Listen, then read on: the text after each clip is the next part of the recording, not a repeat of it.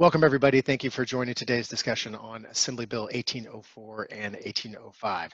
These are changes to Cal OSHA's record-keeping and reporting requirements in 2020. And I'm excited to talk to Alka again. If you joined us last time, we did talk about OSHA reporting, and we're excited to talk about some of those changes in 2020. So Alka, do you want to remind everybody of who you are and your subject matter expertise? Absolutely. Thank you.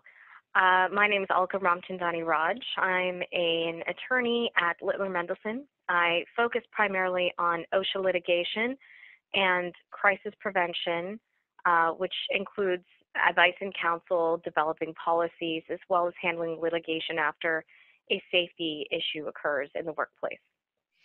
Thank you. I'm Anthony Poston with ESM. Been doing risk management for about 19 years. I love what I do, and I love talking to folks like Alka because it reminds me that I know very little about what I do, and Alka provides all that extra muscle that I need when I do talk to some of our clients. So Alka, let's talk about Assembly Bill 1804. Can you give us a rundown of kind of the high-level overview of what's changed?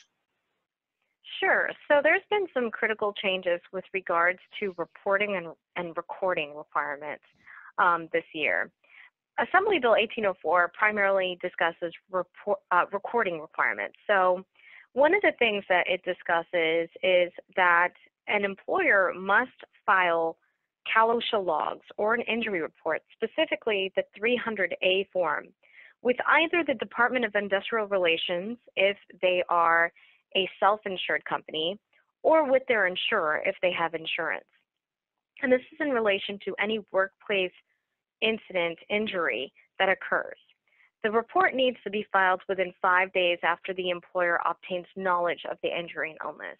So if you have an employee who comes to you 6 months after they've been injured, it gives you have 5 days after the time you get information about that injury to report it to your insurer or to the Department of Industrial Relations. An interesting figment is that you must include the Social Security number. Now, most of the time we're a little bit cautious about including a Social Security number, but that is a new requirement with regards to ensuring that whatever report you have has that number. The report has to also be sent from the insurer to the division, which is the Division of Occupational Safety and Health, or DOSH as they're known. So even if you directly do not have the obligation to send it to the DIR, it does end up going to DOSH and the DIR through your insurer. If the employer finds a need to amend a report, so for instance, let's say an injured employee dies a couple of days after the incident, the employer has to amend that notice and then have 5 days from the date of the amendment to submit that same report either to the Department of Industrial Relations or to the insurer. So there are some minor changes here. You know, there's some things that are different than what we have previously seen. So employers have to look at their old processes and make sure that they're compliant on that front. I'm really surprised by the Social Security number, considering the privacy world that we live in and all the new assembly bills and regulations around privacy. And if I'm an employee and I have an injury, knowing that my Social Security number is going to be provided to DOSH or Cal OSHA, I feel, I don't know, a little naked with that. I'm concerned. So do employers need to advise their employees that if there is an injury and we are reporting it to DOSH, Cal OSHA, that we will be providing your Social Security number? You definitely should let your employee know. So when an employee comes into your office and reports the injury, or if you talk to them, definitely let them know you're going to be submitting the report either to your insurer or you're going to be submitting the report to DOSH, and their Social Security and other information will be included in there. It's amazing that there is a $5,000 penalty associated with a failure to report this type of document. So it's critical for employers to do what they need to make sure that they're compliant with it, yet they should also be sensitive to the needs of the employee. So are these reports, are they being sent via email? Is there a secure site that DOSH is providing for them to upload that? And the only reason I say that is because of the data security concerns that are out there and that we're dealing with as an organization to protect our customers' data. It feels like sending that information via email is pretty porous. And so is there a solution for that, or is right now it's literally just an email or snail mail still? So they're starting a new process, and they're trying to develop an online mechanism that allows people to submit this information. Okay. Temporarily, the information has to be sent by telephone or through online or through email temporarily, but they're in the process of developing some new online mechanism, which we hope will work properly whenever they do develop it. Right. And hopefully that will provide some kind of confidentiality barrier, especially since we are providing the Social Security number on those documents. Yeah, absolutely. Interesting. You mentioned the $5,000 penalty if they do not report the serious injury. And you had alluded to a case that you're currently working on that this came into question. Can you talk Yes, about that? so it's really interesting when we're talking about 1804, and we've kind of discussed a little bit about the record keeping issues, but let's talk a little bit about the reporting issues associated with this. So anytime there's a serious injury or illness or death that occurs in the workplace, it must immediately be reported by telephone or through some new online mechanism that hasn't been developed yet that there has been an incident. And that reporting requirement is something that I think most employers are familiar with. It's been part of Cal OSHA for a long time, that within 8 hours of the employer finding out that there's either a serious injury or illness or death in the workplace, they have to report it. The interesting thing is, in many cases, employers have waited a little bit through those 8 hours period, or sometimes they wait longer than the 8 hours because they're not sure if that is work related or not, or they're not sure whether that person has been in the hospital for over 24 hours.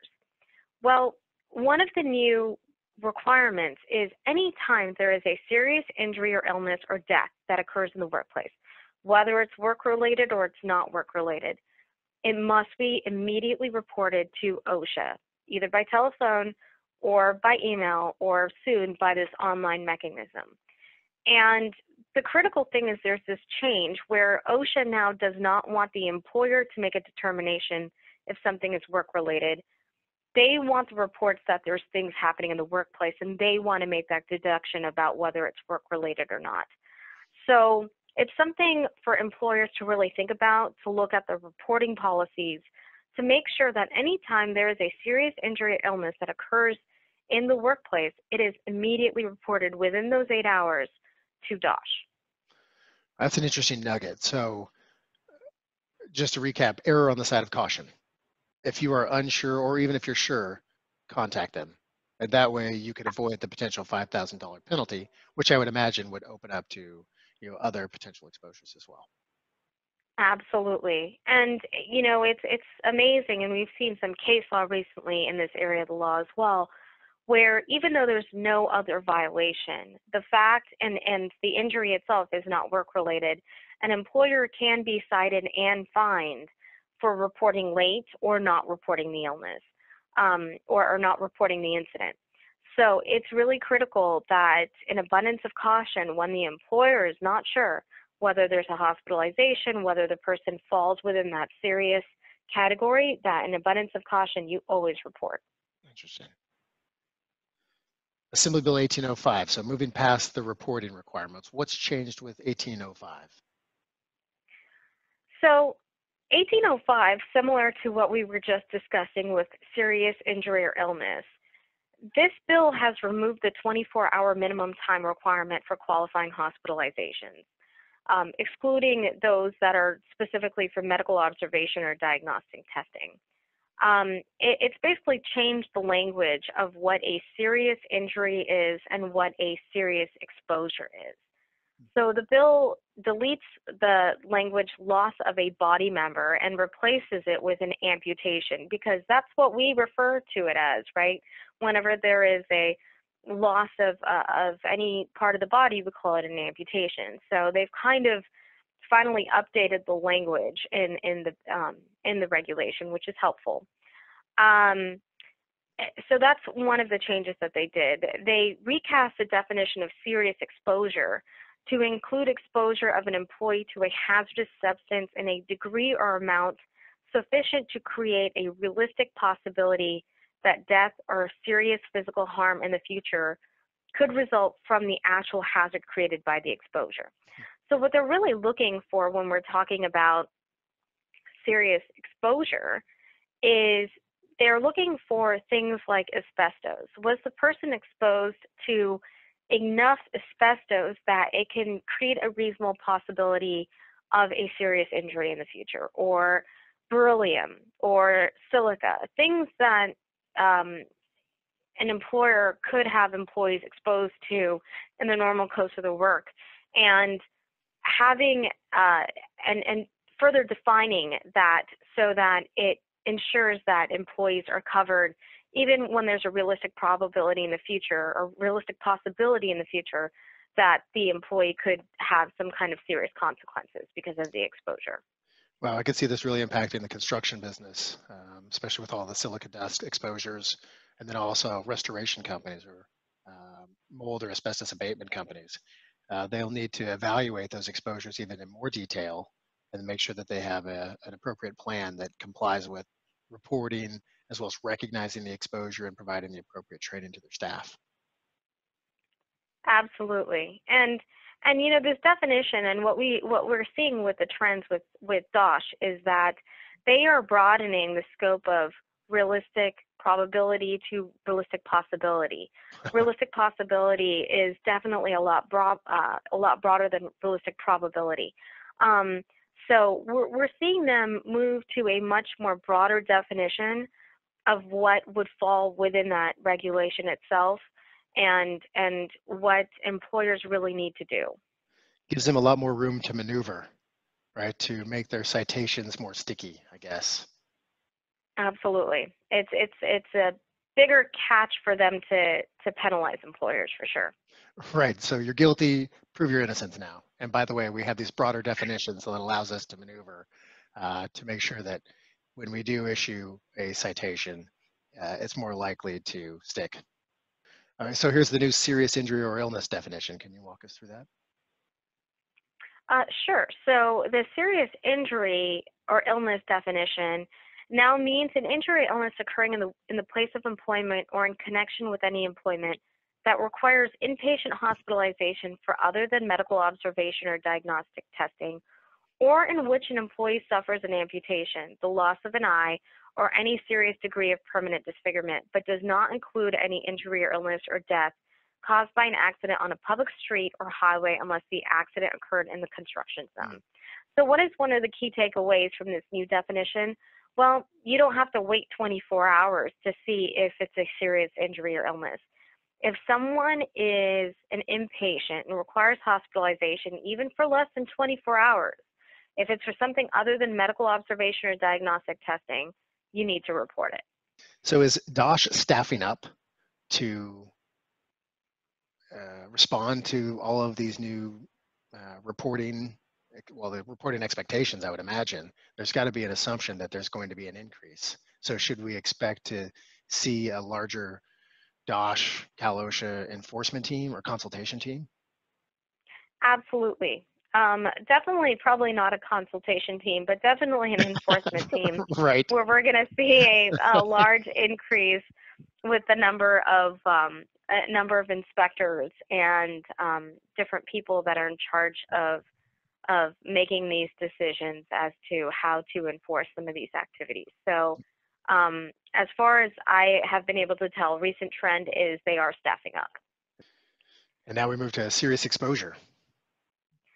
So a serious exposure means any exposure of an employee to a hazardous substance when the exposure occurs as a result of an incident, accident, emergency, or exposure over time, and is in a degree or amount sufficient to create a realistic possibility, see there I go again, realistic possibility that death or serious physical harm in the future could result from the actual hazard created by the exposure.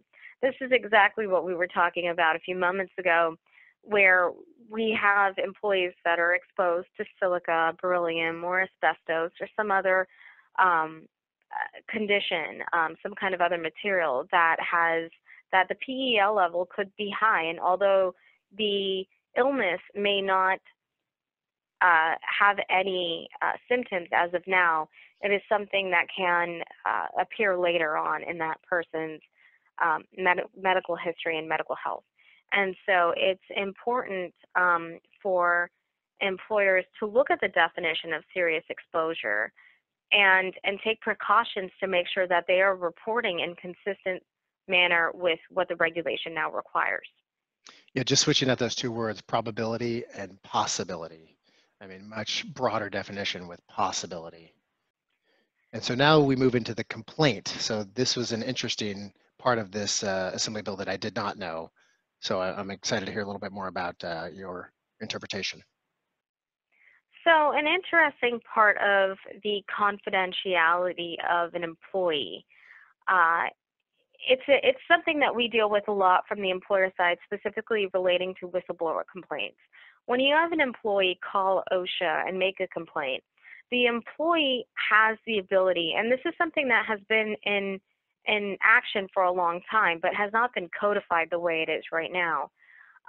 The employee has the ability to say that they want their name to be released to the employer, or they don't. So they can confidentially complain to OSHA.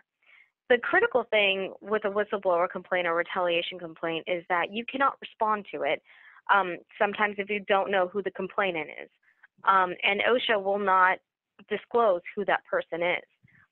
So an interesting change that they've done is that it requires the division to keep confidential the name of the person submitting a complaint regarding unsafe or unhealthy working conditions. That's something that wasn't necessarily called for in the previous regulation. It's something that they're reinforcing in this new regulation, although it's something that they have applied time and time again over the last few years. I think what we have seen is the majority of OSHA inspections have probably come from a complaint. Would you say that's accurate? Significant complaints have been made regarding OSHA violations. And, you know, we're going to see an uptake on this concept going forward, because a lot of groups and a lot of unions were very focused on safety violations. But now what they're really focusing on is not only the safety violations, but having employees have the ability to make those safety complaints, because what they've realized is without having something like this in the law, employees don't feel like they can participate, that they can make complaints, or that they can raise issues without being retaliated against. So this is moving towards that concept. It's definitely something that's been pushed from the labor side and been pushed by many people at DOSH, that they want people to come forward with those issues and not fear retaliation. So by codifying this, they're hoping it's a significant deterrent to employers to retaliate against people that are making complaints. This is a little bit more in depth on that one as well, right? Absolutely. The division shall investigate the employment within 24 hours of receipt. As we talked about staffing up, it seems that if there is an expectation for increased complaints, there has to be enough enforcement officers to be able to do the investigation. So for employers, one of the takeaways is to shore up some of your compliance policies, your procedures, because if there is a complaint, whether it's a disgruntled employee or a real complaint, you should be prepared to be able to pass some form of inspection or audit by an enforcement officer. Moving to this next slide, as we can see, we just talked about the record keeping accurate records. And again, from your perspective, the more documentation and information you have, the more you can help defend an employer in an OSHA citation. Do you see employers fail in this specific element of the IIPP? Absolutely. This is the most common element that's missing during an inspection, and probably majority of the reason that employers do get cited when they get cited. There's no documentation showing that they actually evaluated a certain hazard, or they conducted an investigation, or they asked the right question, or they evaluated the right policy. So the key thing is, whenever you're doing anything with your safety plan, whether that even be, for instance, advising your employees to cross the street safely. It's important to address the fact that you are addressing that with your employees, because what we end up doing is we end up doing a lot of things in conversation rather than actually documenting it or having a formal process of these are the things that we're going to cover. Every single time you have a lunchbox meetings, there should be a list of things that you're going to cover, and there should be bullet items under those lists about the different things that you're raising.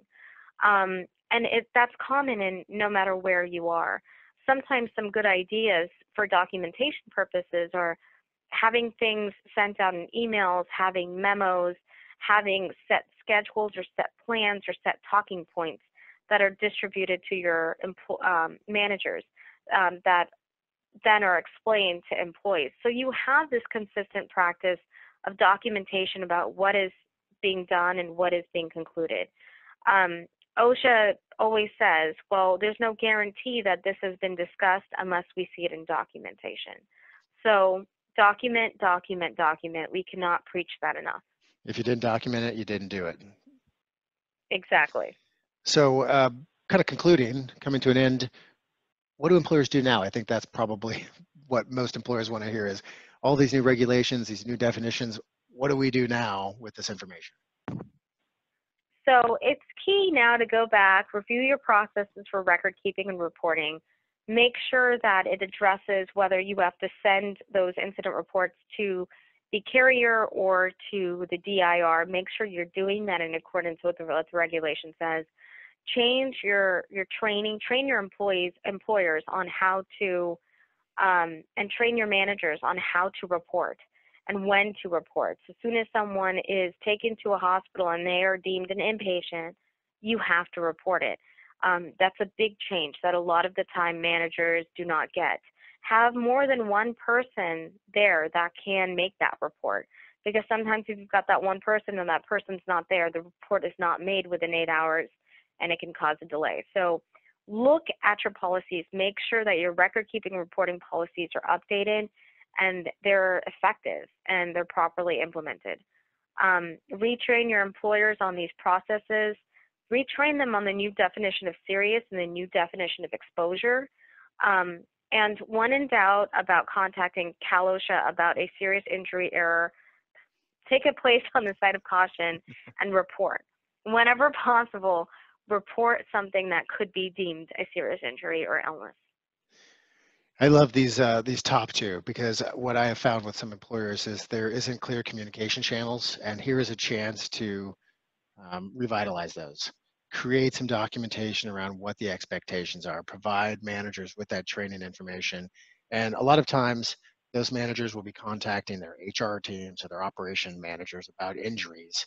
So if there is that need to contact the HR or ops manager about the exposure, the injury, what they need to do, those supervisors, those managers need to be well trained so that they can react appropriately, so that we can avoid potential citations as well as unnecessary inspections or audits. So Alka, thank you so much. Here is more information about each one of those assembly bills if you'd like to read the actual legal information. Obviously, we have the Department of Industrial Relations here, dir.ca.gov. There's a wealth of information, not only on what you need to do to adhere to the standards, but also some templates and forms that are very useful in both workers' comp and for your safety program. And if you have any questions, please feel free to reach out to Alka. She is a wealth of experience. I love talking with you, Alka. I always learn a lot. And I think that you provide so much to employers. So for those employers out there that need assistance, please contact Alka. She is a great resource for you. All right, everybody. Happy New Year. Stay safe.